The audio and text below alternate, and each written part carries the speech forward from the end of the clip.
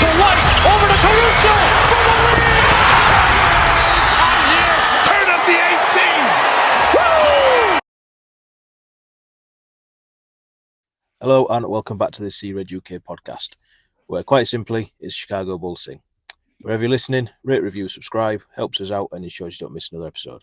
And if you're watching on YouTube, make sure you subscribe, give it a thumbs up and leave some comments down below. We will get back to you. I'm Matt, and as always, joined by Neill. How are we doing, Neill? I'm great, thank you very much. Looking forward to having a chat and getting on with what we've got to get on with for the upcoming week. Yeah, I don't think I'd go that far, but didn't mean to jump the shark. Sorry. Yeah, I'm ready for it to be over at the minute. So, well, technically, it is over. The regular season's over. Yeah. 82 games are done and dusted, right? We've survived them, like it says here. Survived another one. 82 games done and dusted. They're behind us now. It's a fresh start from here on in, right? Each game as it comes. Yeah, exactly. But first thing we're going to talk about is, I guess, a little bit of continuity in the fact that we've got more injuries. Oh yeah. Just,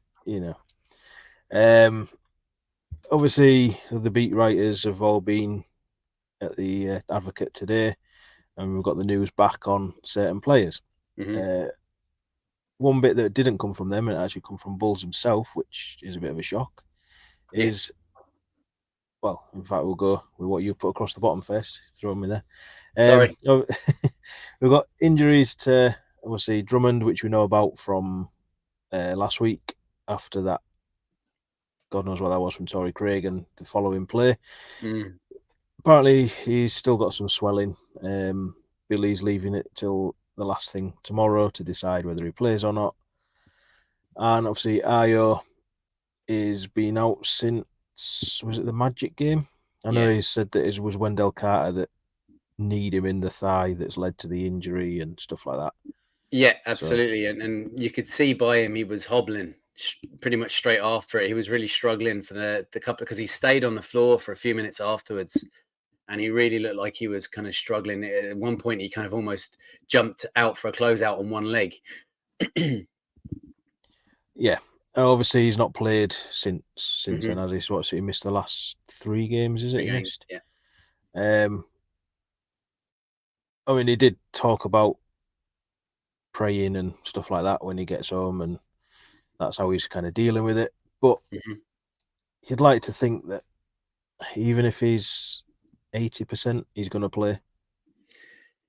You'd think so. I mean, we all know that we don't have that many players that have got that dog mentality, and Ayo is one of them. So I would like to think, I know anyone that I would expect that has that kind of mentality would say to themselves, look, I only have to get through this one game and not worry about the other games. Just worry about this one game, because this is the one and done. So if he gets through that one, then he'll worry about the next game, and get through that one, then he'll worry about the series that follows. But for now, I'd say he'll just focus on this one game, and if he can do anything to contribute, I think he will. Yeah, I mean, ideally, you'd like to see him come off the bench in a game if he's not 100%. Limited minutes. If you could get 20 minutes off the bench out of Ayo, that's going to be crucial. Just gives the likes of Caruso a little bit of rest and Javonte a little bit of rest and stuff like that. So the only thing that I found a bit of a concern was one of the reports I heard, and I can't remember exactly who put it out there, but so I apologize for that. But apparently he's having trouble with acceleration. Yeah, I'd seen and that is exactly what you want from Ayo. That is the absolute top level part of his game. So, it will be. Obviously he has other facets to his game, but that is the one that we're always talking about. He gets downhill, he burns past players and finishes at the hoop. If he doesn't have that, that's going to hurt. That's going to hurt anyway. So I don't know what way it's going to play out. Yeah, to me, the Drummond one is far more important. Obviously he had his, was it 25-20 game, whatever it was that he had against Hawks. He just seems to like playing against them. Yeah. And without him, we've got nothing else, because obviously Sanogo can't play. Not that he would have done anyway. So it goes to Javonte and Torrey Craig to play them back up 5 minutes, which, yeah, it's just not going to end well in a one-off game, is it? I don't think. Yeah, I suppose the thing with the one-off game is all it takes is to be the team that shows up better than the other team on the day. Yeah, I mean, regardless of position or availability. Yeah, I mean, obviously we'll get into the playing game later on. Obviously, another injury which come out, which I was going to mention before, come out actually from Bulls themselves, is that Onroll Pittim is out for the remainder of the season with a detached retina. Sucks for him because, obviously you can tell he's enjoying his time, even though he's not getting a lot of minutes at the minute.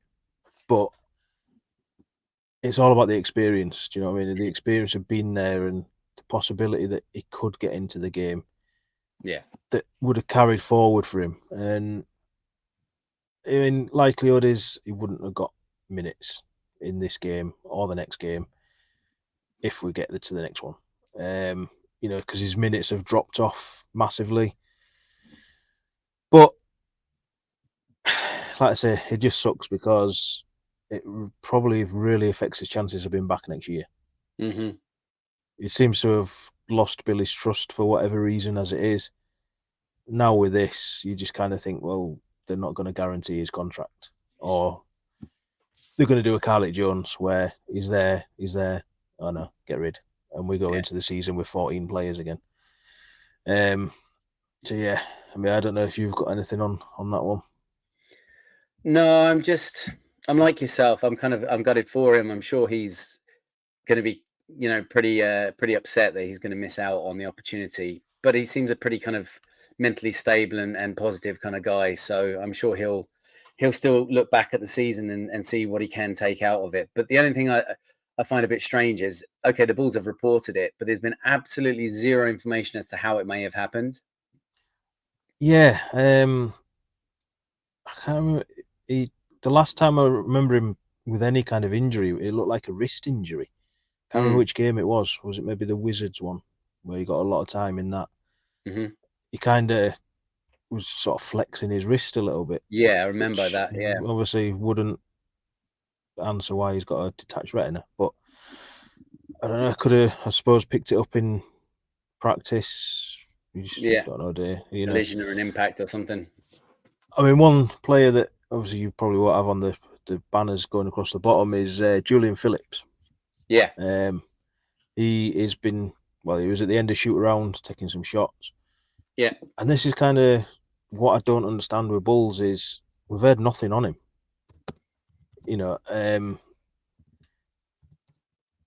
As far as we knew, it was a foot strain and it was just reevaluated.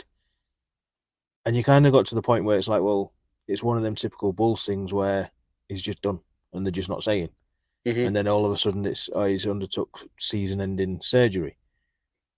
But now he's out on the practice court and it's like, well, what is his status? And if he's good to go, he's not been in the rotation for the last, since March, is it? He's not played. He's not going to get minutes, is he? No. And it's a pity because he was doing quite well and, he was beginning to find his feet more and more every game he played in up until that point. And now it's going to be kind of almost like having to start again for him, I guess. Yeah, so which is kind of why I got the impression that was him done, basically. Yeah. But anyway, that's it for the injuries, as far as we know, anyway. I'm sure there's a few other little niggly ones, especially for Caruso, maybe. Because when does he never have a niggly little injury? Obviously, regular season finished on Sunday with a nice UK-friendly tip for us over here. Not for us two, but for everyone else in the UK, they enjoy it. We both said before we pretty much missed 3/4 of it, just due to family commitments. I mean, I sat down to watch it, and my missus was like, "Can you just, can I just know? Can I just watch this in peace, please?" You do realise that we get up at 2 or 3 o'clock in the morning to watch these games, and at 6 o'clock in the evening, you expect us to get up and do jobs around the house. What are you talking about? Last game of the season, I got sent out to get fish and chips. I was like, "What are you talking about? You want me to leave the house?" Yeah, I've watched all 81 games previous to this live. Yeah. Whatever time.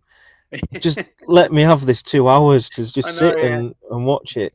And then if it's not the missus, it's the kids. Oh, Dad, can you just? No, do it. Sort yourself out. You're old enough now. But anyway, obviously finished with the loss in overtime, and we were competitive right until the end, weren't we? Yeah, Which I'm sure will please AK. Obviously, Yeah. the 2 games previous to that, which we haven't spoke about, the wins over Wizards and the Pistons. We saw the Adama Sanogo game, the 2020, and then didn't see him against Knicks. Which he can't play in the postseason, whatever it is they're calling this now. I think they've officially started calling it postseason now, haven't they? Well, it is postseason. I mean, it's after the regular season, which is the definition of postseason. It's the postseason play-in as opposed to the postseason playoff. It'll be interesting to see if their players' stats actually get recorded this season. They didn't last year, did they? No. Yeah. But that was before it was official postseason. Yeah. I don't know. That'd be an interesting one, actually. I've heard nothing on that this year. So yeah, I mean, we're not going to do a full recap because obviously we'll wait till everything's done and dusted. But yeah, generally, it's been a disappointing season, hasn't it? Really, led to a lot of questions. Mm-hmm. A lot of disgruntled fans. I think I saw something the other yesterday. It might have been Cody Westland tweeted it out that Bulls sold out 20 odd games in the last however many. So Jerry will be happy, and he's obviously going to be happy with this home playing game as well. Of course, yeah, because that's what matters. Bums on seats, not performance on the floor. Yeah, and I guess it's testament to Bulls fans is that despite how the season's gone, they've still turned up to watch and support.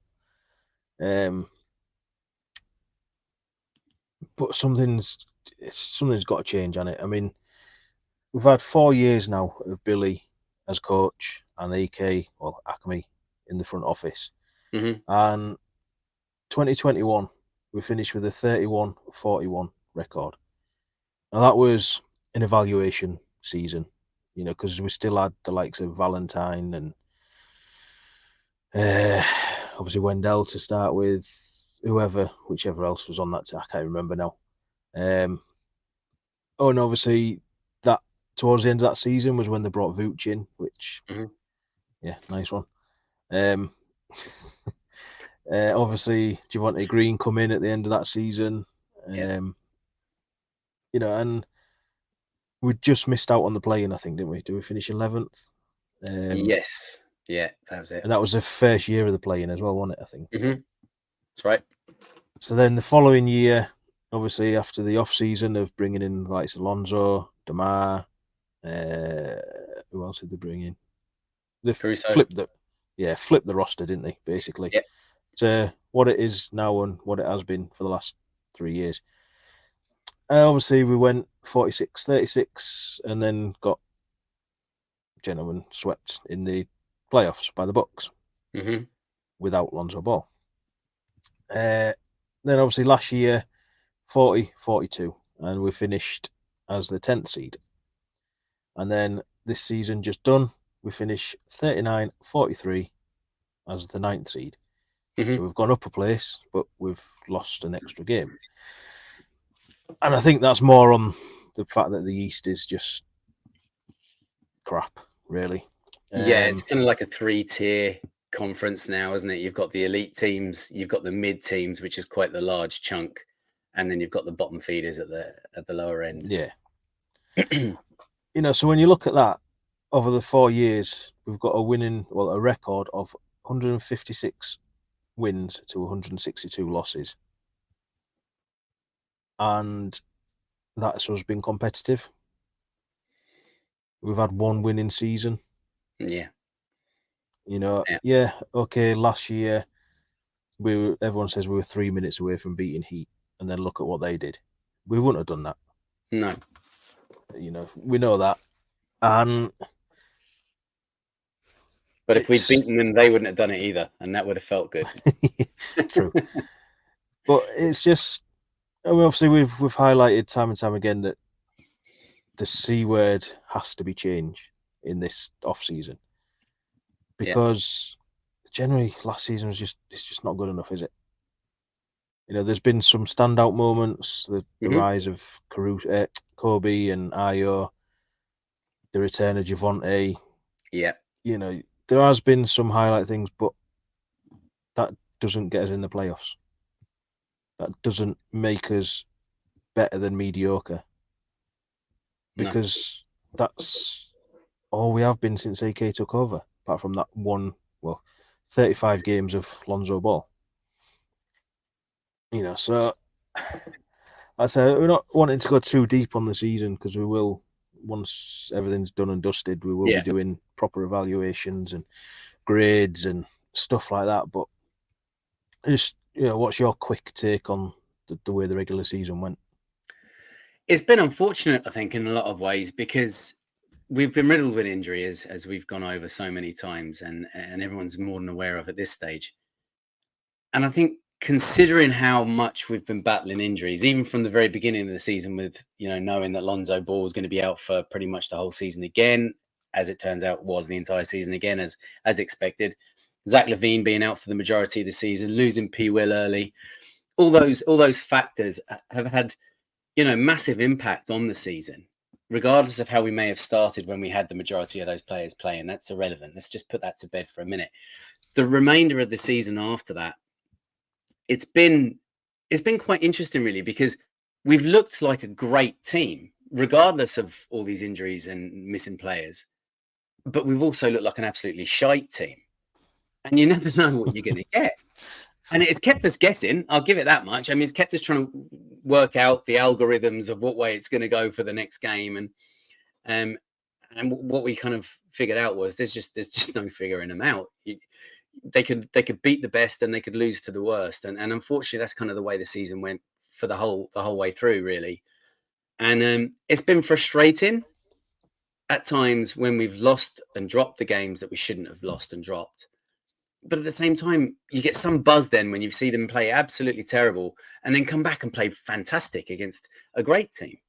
So it's been a real roller coaster ride of a season. It hasn't been what I would consider to be a standard regular season, because it's just been, like the title is, it's been an irregular season. It's been up and down and hard to guess and hard to figure out. But considering for the most part that we've been completely and utterly hammered with injury, I think there's a certain amount of adulation that can be given to what they managed to do for the vast majority of the season. But unfortunately, there's all those negatives that go with it. Yeah, I mean, obviously, the big talking point was that start, and obviously going 5-14 to start when we were healthy as well. Yeah. Or since that, our record was 34-29. Mm-hmm. So we were above a 500 team. Yeah. To finish the season, which, considering we didn't put together any more than, was it a 3-game win streak? Did we get 4? I think we got 1-4, didn't we? I think there was 1 4-game win streak. Apart from that, it was no more than 3. I mean, you even see Rockets putting together 9-10 game win streaks, which it just goes to show that the one thing we've always said with this team is the roster construction. Because losing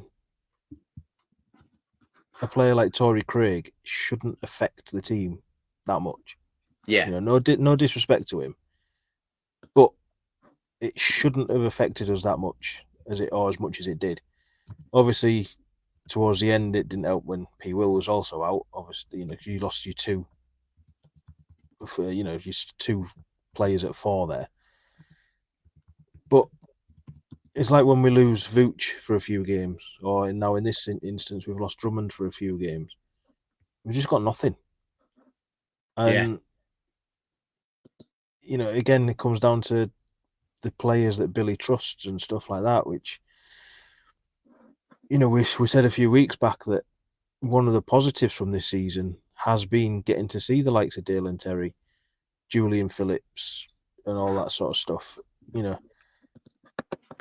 But have they done enough to put themselves forward for next season? You know, Dale and Terry, the last couple of games, has probably been our best player on the court. Yeah, he's been locked in. You know, he certainly got my vote for the best player against Knicks the other day, and I think it was the Wizards game as well. He was up there to start with, and apart from his fouls, wasn't he? Which was the only thing that sort of took it away. But with a fully healthy team, does he get any minutes? And it goes back to this whole development thing with players like him, doesn't it? And it's just, yeah. I mean, obviously we're trying not to look too much into the future at the minute because we just don't know what team's going to be out here next year. It's just, yeah, I'm glad the regular season's done. Put it that way. Like you say, it's kind of like a fresh start. It's, you know, it's one and done. We've shown we can beat Hawks. We've also shown we can be beaten by Hawks. Right. So, yeah. There it is.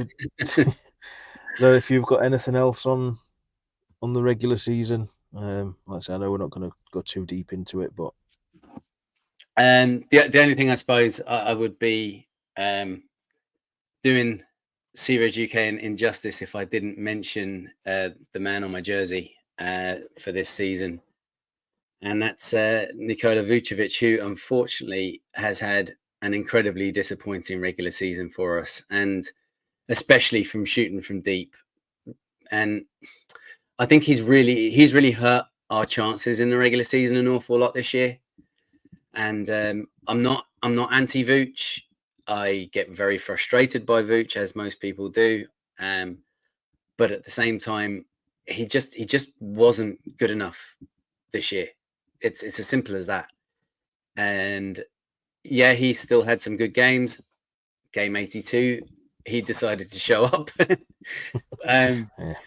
But yeah, no, I do think that if Vooch had been firing on all cylinders, or at least playing better than he was, and could have stepped up in place of those injured players that we had missing, it could have really helped the results and the way things went. But I just felt that a lot of the times when we really needed Vooch to just prove that he is that third big player that we have on the roster, he was very much falling short of that. And I genuinely think that if we'd had a better season from Vooch, we would have had a better regular season record. Yeah, and just on that, obviously for disappointing players, obviously we got told at the start of this, or in the off season, judge me after free agency, is what AK said. Yes. And his big free agent move was Javon Carter. Yes.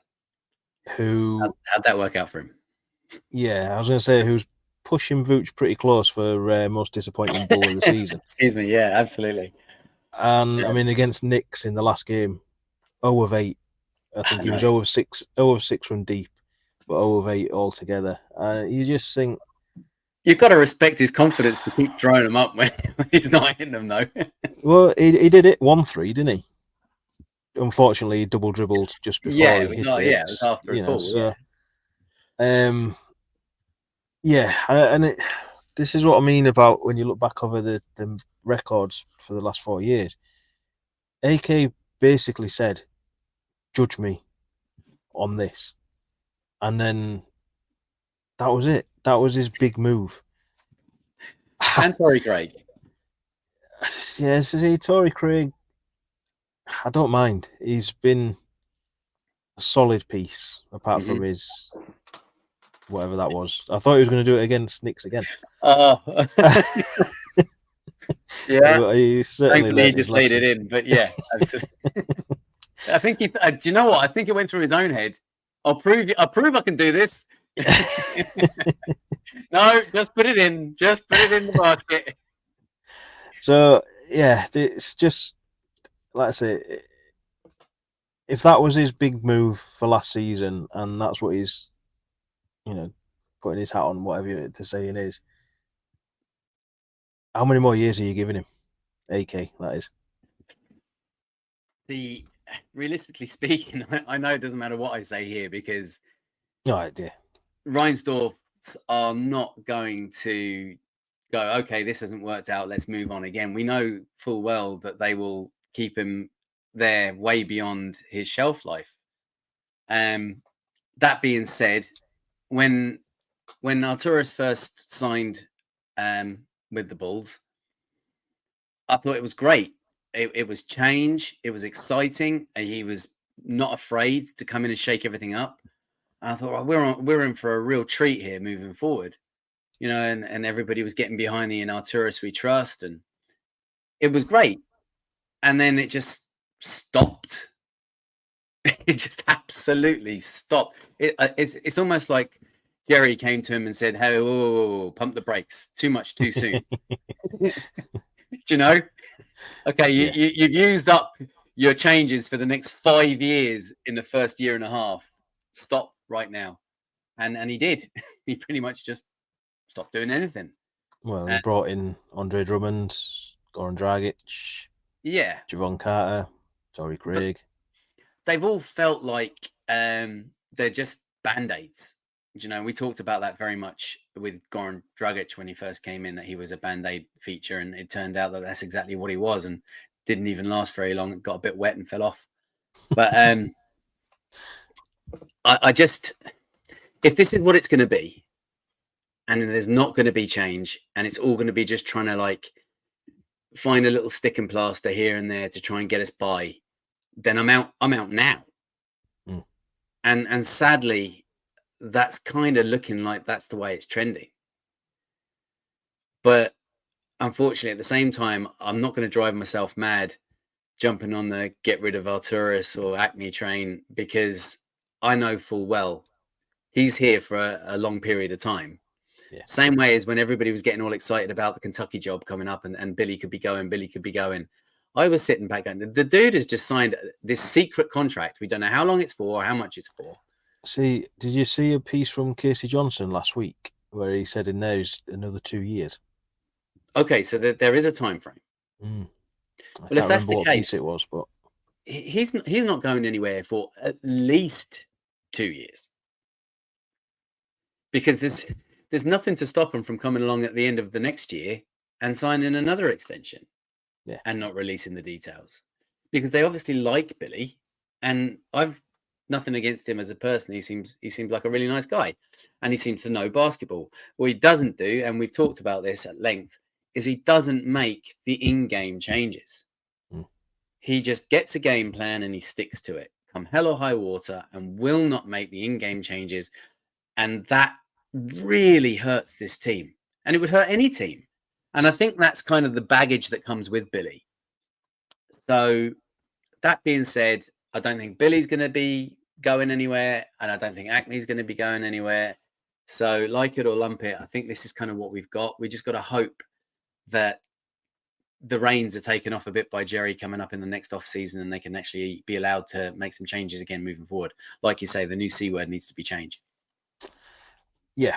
And just before we move on to the play-in, because when I mentioned Casey Johnson just a minute ago, we spoke about it before on the latest Bulls talk, where he's said about Javon Carter. Well, DeMar DeRozan and Javon Carter shared some heated exchange during a video session or whatever it was. Right. Now, it was just after the Celtics game, was it? Yeah. I think he said. There was no real details on it. He'd actually had to source the information from somewhere else as well, he said. But that come after a team-only or a player-only meeting after the first game. That exchange comes, 19 games in, if it's around the Celtics game? Yeah. Apparently DeMar took it quite rough, because I don't think he likes that sort of in-team confrontation sort of thing, from what Casey Johnson was saying. if that's the point where our season turned around, it was obviously, well, I say turned around. We finished as a above 500 team after that. Is that the leadership that was needed? I mean, I don't know what the issue was, whether it was, but a little bit of accountability maybe from the players. Who knows? Yeah. So, but yeah, like I say, we're not going to go too deep on the regular season until everything's all done and dusted. So we'll move on to the playing, and obviously tomorrow night or Thursday morning for us, 2:30. God's sake, 2:30. I've already said this to you. I will take 2:30. I will take 2:30 way sooner than I'll take 6:30 in the evening. At 6:30 in the evening, I just don't get to enjoy the game at all. Yeah, but it could have been 12:30. No, yeah, I know. I know. Yeah. The later it goes, I mean, that's going to finish at what, 5:30 for us in the morning. Yeah. I start work at 5 most days, so that's why I don't like anything after 2. I struggle with because I very usually miss the end of the games. But anyway, second year in the playing. Our Hawks haven't lost a playing game either since they've been in it. And there was a question or something that got brought up on with the English last week. I did mention it on their Twitter during it. Like they had, obviously, we was on with them a few weeks back. Yeah. If you haven't checked them out, go check them out. Yeah, shout out and to the boys. They had a guest on last week from the Shooters Lounge podcast. I believe he's a Suns fan.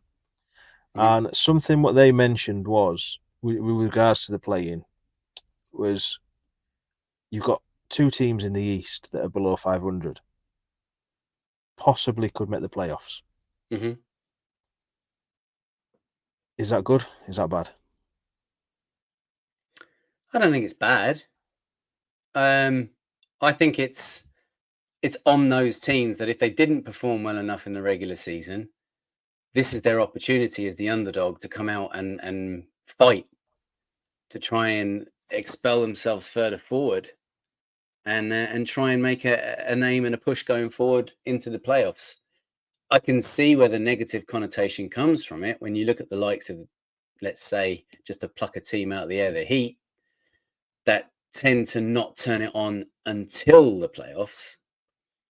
And it could then result in teams maybe not trying too hard for the 82-game regular season because they think all we need to do is get to the play-in and then we can put the foot down and we can still make it through. So I can see the argument for both sides, but personally for me, I like underdogs anyway. I like to see an underdog push to do well. So I don't have a massive issue with it. Yeah, I mean, obviously one of the more famous naysayers, shall we say, was LeBron. But when he said it was a ridiculous idea when it first started, yet he's now played in, this is going to be this third out of 4 that he's played in. So I imagine he's changed his mind. Now, just going back to the below 500 thing, I mean, one of the suggestions, what they said was that you move that place to somebody in the West who is above 500. No, I don't know that at all. Yeah, they wouldn't. That'd just mess everything up going forward. But when you look at the West, Rockets, who finished in 11th, were 500. And then after that, you've got Jazz. And it goes back to this thing of this team's just not been good enough.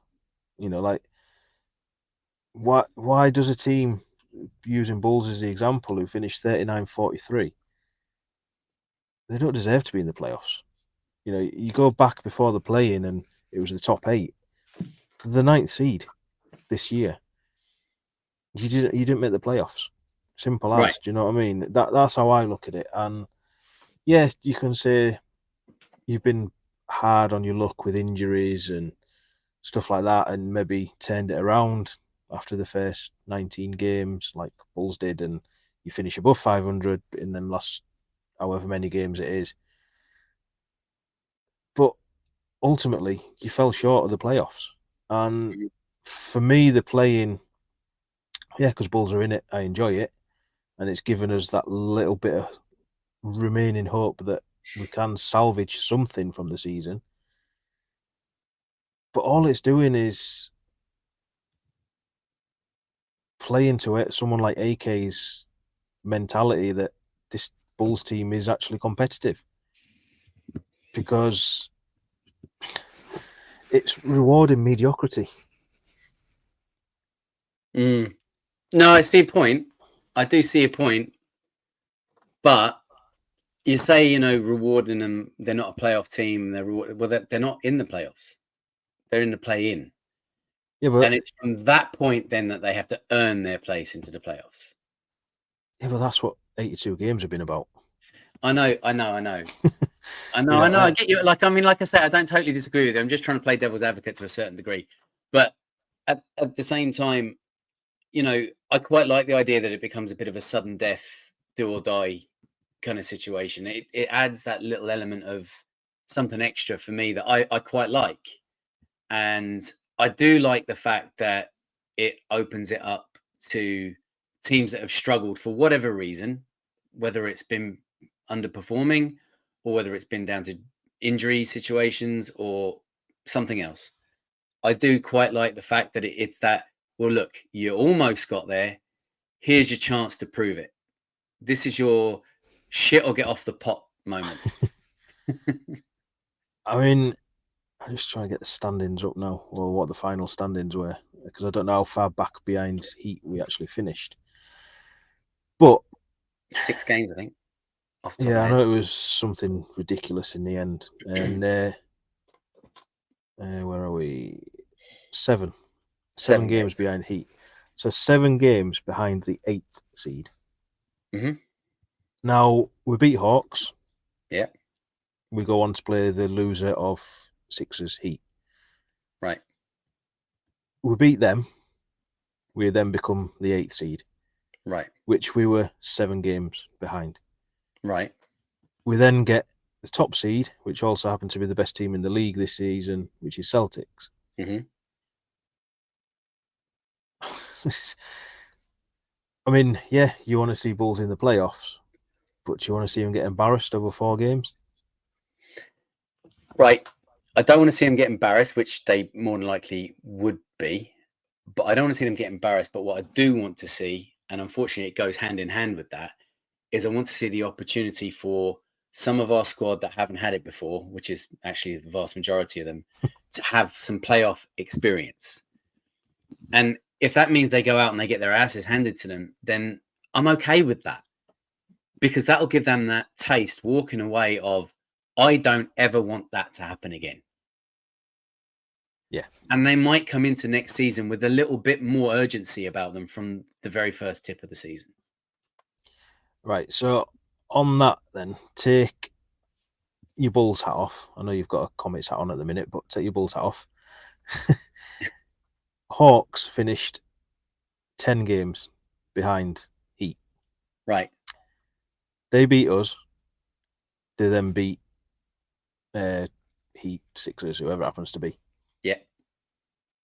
Do you have the same feeling about that? I have the same feeling about that for the league and for the teams that are in the league. And that is, okay, it's not my team. I don't want the Hawks to improve. I don't want the Hawks to get experience and get better.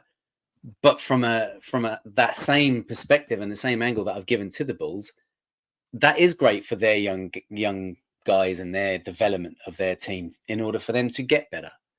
I want it to be Bulls and not Hawks, of course. But like you say, taking my Bulls hat off, go Comets, taking my Bulls hat off, yeah, whatever team earns the right through fair means or foul, through the playing, they have then earned the right to get a taste of what it's like, whether that's a 4-game sweep or whether they manage to take a game or two. It's all experience. And if that team has managed to fight their way and scrap their way to that point, then I think that those players have deserved that right to then get that experience one way or another. Yeah. I know we might not agree on that, but that's my take on it anyway. I quite like that. I say I like it because of the fact it's given us that last little bit of hope. But Yeah. at the same time, it's just I don't know. I don't know if it's worth Bulls even trying to progress. Do you know what I mean? Because it's just Let me put this to you then. How do you think the players feel, and not just the Bulls players, the Hawks players and the Bulls players, having finished 9th and 10th, having struggled for the vast majority of the regular season with injuries? Obviously, the Hawks had their fair share of injuries as well. How do you think the players are now feeling about this? Do you think they feel that they're kind of cheating their way into the playoffs, or do you think they feel like this is it? This is our chance. This is how we can do this. Let's give it everything. oh yeah, that without a doubt, that's how the players, because you want them to have that sort of mentality of we can still do it. And is that not exciting? Is that not going to produce, or theoretically going to produce, some exciting, watchable basketball? Hopefully, There you go. um, Isn't that what it's all but, about? well, For Adam Silver and for us as fans? and for Jerry to fill Yeah, the well, UC. look, no matter what way you try and put this, right? I mean, apart from one time where the fans had just had enough and they wanted the front office gone, apart from that one time, Bulls fans are going to show up. Yeah. And we've proved that for the last 30 years. Yeah. So, right, on tomorrow night's game then. Yeah. Obviously, Trae Young is back. Mm-hmm. Doesn't tend to score well against Bulls, but he assists well. Mm-hmm. They've got injury concerns just as much as us. Mm-hmm. They've got Jalen Johnson out for it. Sadiq Bey is out for the season, and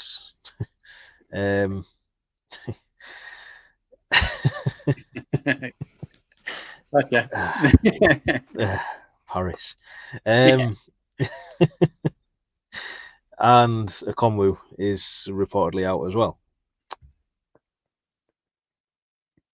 I think they played better without Trae Young, to be honest. A lot of the time. Same as us with Zach Levine. Yeah, I mean, I can't stand Trae Young, as everybody knows. So I would take nothing, I'd have nothing better to see than Bulls just absolutely destroy Hawks, to be honest. Hawks have lost the last 6, which I don't know if that coincided with Trae Young coming back. He's not played well. I know he's not broke 20 points. No. I don't know how many games he's actually played since he's been back, but is it 3? I want to say 3. I'm not entirely sure though. I know they did have a bit of a tougher running than what Bulls did, but I don't know. We had to play the number 2 seed 3 times in a week. Well, yeah. But I think their last win actually came against Bulls. Yeah. Why not? Would you have it any other way? Obviously, we've got the season series over them with it 2-1. Yeah. Where's your head at with it going into tomorrow? Okay, I'll tell you exactly where my head is at. My head is at. Sorry, I went all Yoda for a second there. Basically, if we have Io and we have Dre back, we take this game. If we have Dre back and we don't have Io, we've got a chance. And if we have Io and we don't have Dre, we've got a good chance. Still with me? Yeah. But I think if they're both missing, we get beaten. Right. So what's your prediction for it then? Well, my prediction is I need to see the IR. That's my prediction. Yeah, okay. If we have one or both of those 2 players back, I'm going to say we win. And without them, we lose. And without them, we lose.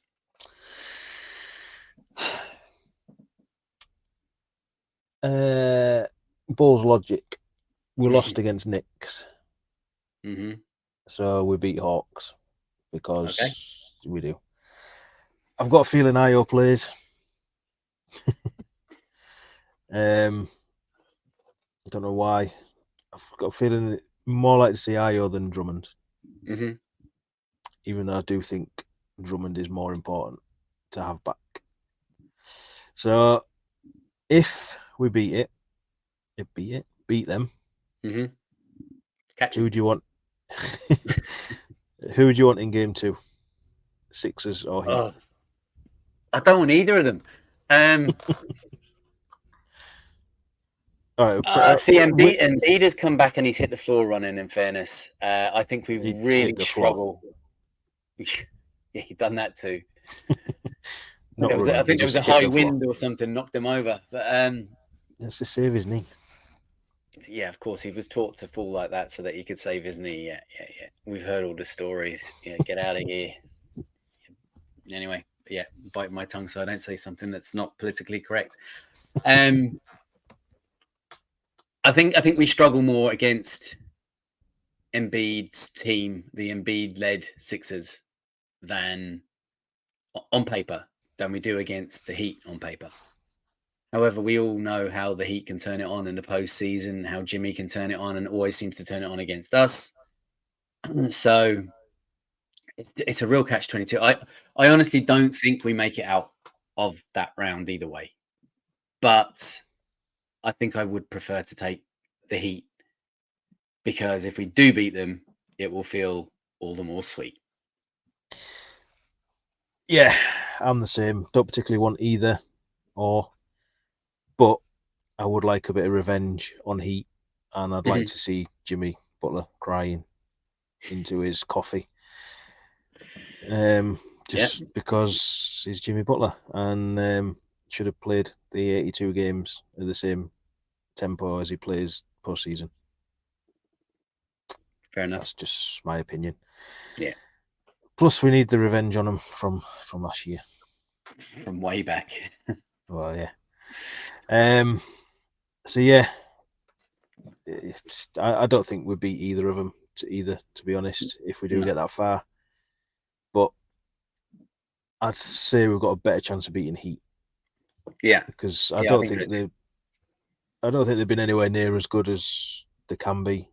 I don't think this squad's anywhere. I know Tyler Hero's back now, which is pretty big for them, I guess. But yeah, who also tend to play well against the Bulls. Yeah, standard.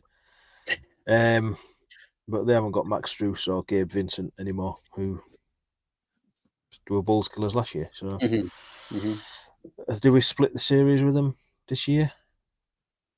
No, I don't think so. I think didn't they take the edge?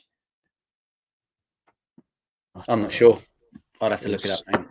Yeah, 82 games have been played since. So yeah, exactly. Or was it? I might have been thinking of the year before we had the better of them. Yeah, I think the year before we had the better of them. All right.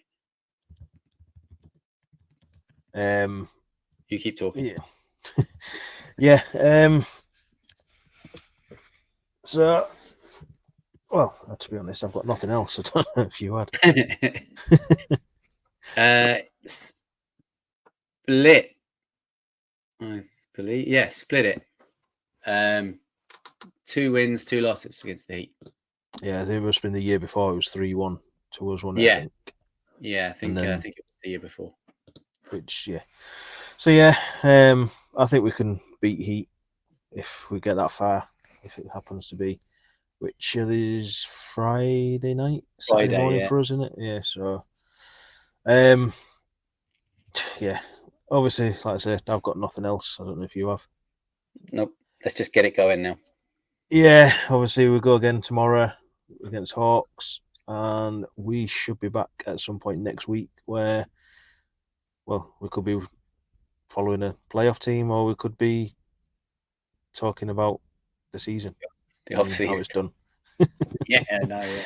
So either way, we will be back. And until then, thanks for listening. I've been Matt. You can find me on Twitter at MattCRedUK, and you can find us on all the socials at CRedUK. And you'll find me on Twitter at Neill UK. On behalf of us both and the Fans First Sports Network, thanks once again to everyone for tuning in.